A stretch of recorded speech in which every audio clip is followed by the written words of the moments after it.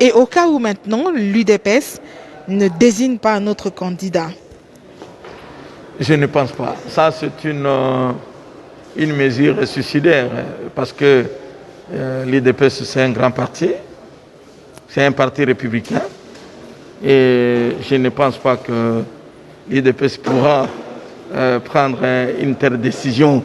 Ça, c'est un. Deux, au sein de l'UDPS, et surtout les députés de l'UDPS, il y a des gens très compétents, très responsables.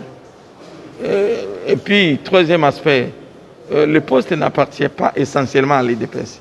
C'est à la plateforme Cash. Et dans la plateforme Cash, vous allez trouver l'UDPS qui est majoritaire, il y a l'INC et il y a les alliés.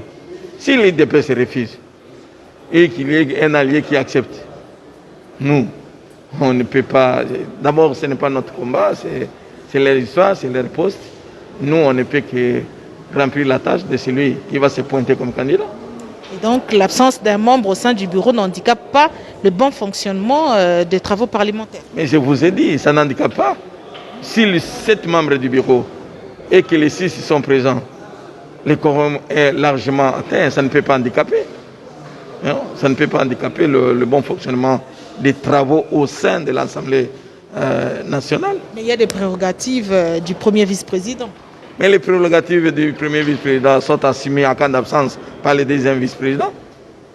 Ça, c'est le règlement qui dit.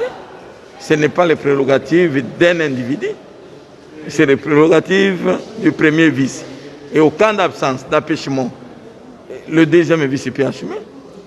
Et le règlement intérieur ne donne pas de délai, ne délimite pas pour remplacer un membre du bureau? Non, le règlement intérieur donne seulement l'obligation de dire que le bureau de l'Assemblée nationale est composé de 7 membres.